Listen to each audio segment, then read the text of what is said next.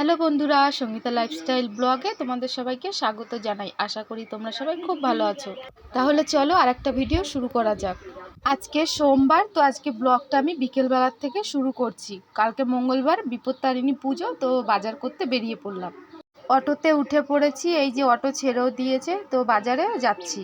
তো স্টেশনের কাছাকাছি এসে গেছি, তো এই যে এসে গেছি, দেখতেই পাচ্ছ বন্ধুরা। এবারে বিপত্তারিণী পুজোর সমস্ত বাজার করে নেব।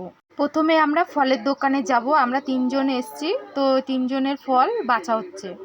তিনজনের ফল একটা গাবলাতেই নেওয়া হচ্ছে, ওই ভাই আলাদা করে মেপে দেবে। আমার তো বাজারে আসা হয় না, তো বাজারে গিয়ে ভিডিও কি করব, চারদিকে শুধু দেখেই যাচ্ছি। তো এই যে আমাদের ফলও দিয়ে দিয়েছে ভাই। তারপরে আসলাম পানের দোকানে, 13টা পান 13টা সুপুরি নিয়ে নিলাম। চলে আসলাম সুতোর দোকানে, তো এই যে আমরা সুতো, আলতা, সিঁদুর সব নিয়ে নিলাম। এবারে নেব 13 রকম ফুল। মাসি 3 জায়গায় ফুল দিতে দিতে আমরা চলে গেলাম কলার দোকানে। তো এই যে দাদুটা কলা তো মোটে আমাদের দামে দেবে না, উনি ওনার দামেই রাখবে।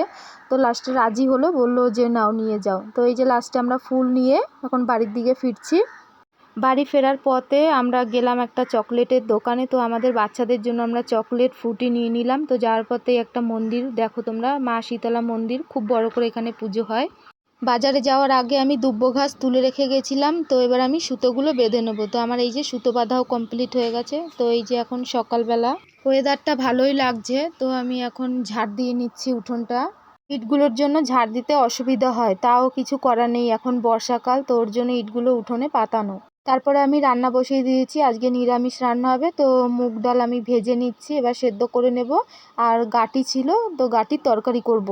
আজকে আমরা 11:30টার দিকে পুজো দিতে বেরোবো, তো আজকে তাড়াহুড়ো করেই রান্নাটা করছি। গাটি আজকে আর কষিয়ে কাশিয়ে রান্না করব না। জলে হলুদ গুঁড়ো, লঙ্কার গুঁড়ো, নুন দিয়ে আমি সেদ্ধ করে নেব গাটিটা।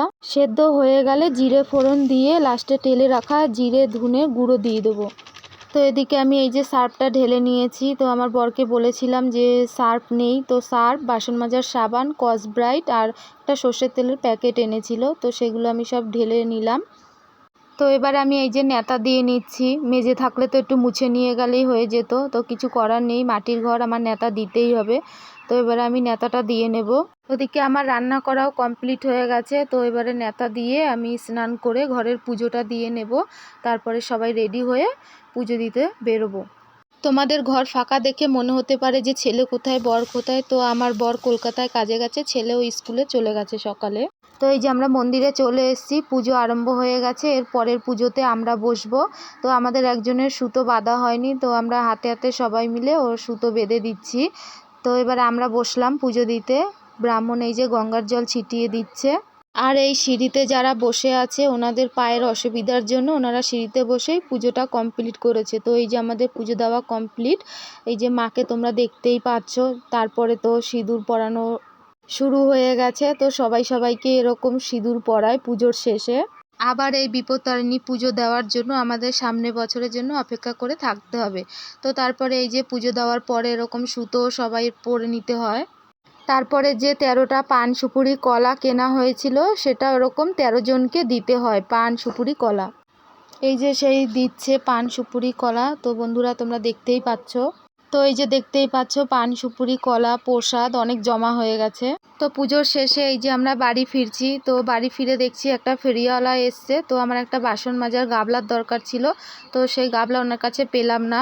তারপরে এই যে সন্ধেবেলা একটু লুচি বানিয়ে নেব। তো 13টা লুচি বানাতে হবে।